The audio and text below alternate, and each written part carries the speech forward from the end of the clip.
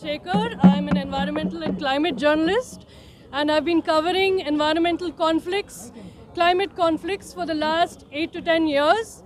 So I started when I was not much older than Disha, and in these years, whether it was the last decade or the last in this last decade, seeing the demonization of climate and environmental defenders has been on the rise.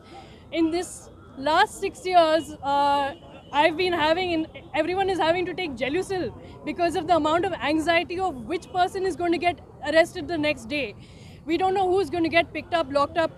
But this is something that we have seen that's been happening in rural parts of India which have had mineral resources, where there have been land conflicts, where you've seen sedition cases that have been filed against hundreds of people.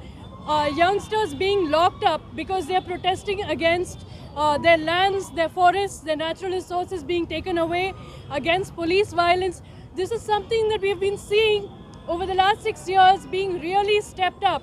And also at the same time, we're seeing the freezing of funds to organizations such as Greenpeace, such as Amnesty, anybody who decides, any organization working on environmental causes, which are not always and which haven't been that popular until now, that this is something that we've been seeing the government shutting down voices against that are critical of these large development projects that offer nothing to local people, that are instead plundering our resources. Now you're looking at the fact that Bangalore and Chennai are running out of water. We are seeing more and more urban environmentalists getting tired of air pollution and having to breathe and become chain smokers when you're born.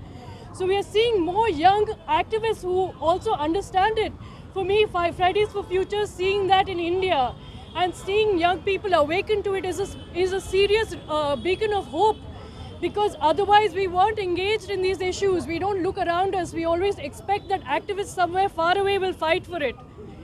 The ones who are, we keep calling people Tukde gang. If you see the size of the earth movers, of the mining dumpers that are breaking up the land, that are putting dynamite in the ground and blasting the last remaining forest that exists, the wetlands that save cities like Chennai from the floods.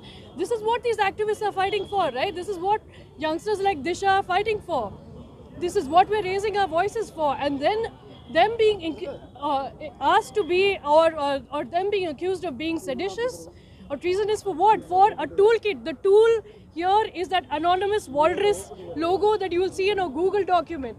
Not something that is a huge, massive dumper that can crush or carry 9 million tons of coal to be burnt in the air for electricity that we don't need. The farmers who are protesting are also dealing with a drought. They're dealing with rainfall no longer. We are looking at years on years of drought, extremely high costs, extremely high debt. It's not that they became like this on their own. These were government policies that pushed the Green Revolution. And now you're asking them to change overnight. When I spoke to farmers in Punjab, they're on air pollution. They're looking at people in Delhi saying, oh, you can't even do 2 months of odd even. You don't even have a decent metro or anything functional in your big cities. But you want us to change agriculture overnight. Something, you plant a seed, it takes time to grow. You want to change a whole model which is feeding the nation, that is feeding surplus, overnight. And then you blame farmers for it, calling them non-environmentalists. Our solidarity has to be with them. They are the biggest victims of climate change at this stage, and which is why people like Disha, people like Greta are lending solidarity, because those effects are in our face. Those effects are here in our cities as well to see. Cities will be underwater as well, which is why you're seeing rising activism. It's because we care about our country, it's because we care about our land, it's also because we care about people being displaced, being charged under false charges, which is something that has continuously happened in this government. Another thing that has continuously happened is diluting the laws. This is something that Disha stood against, and others have been standing against, around public consultation and consent. So our only means of getting our concerns raised has to be through protests and through tweets, because the government doesn't want to listen to us. It's a very one-way Mann Ki Baat. You don't want to hear our Mann Ki Baat. Only one-way broadcast. And then when people are angry, when do we go? Where do we go? How do we raise these concerns democratically? They have completely made the National Green Tribunal dysfunctional. So you don't have the law, you don't have courts, any other means of exercising or your right, putting forward your views. Tomorrow a bulldozer comes to run over your house. Who are you going to call? Right? You're going to tweet. Someone is going to say that tweet has come from a toolkit. Is your anger any less? Yeah.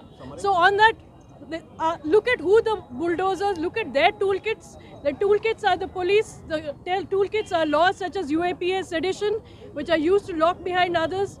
Their toolkits are mining bulldozers, dumpers, security forces. Our toolkits are what?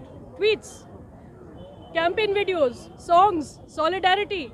Then let's keep using the tools of peace, harmony and democracy and supporting each other in the crisis is going to get worse. So let's stand together. Thank you. And let's stand to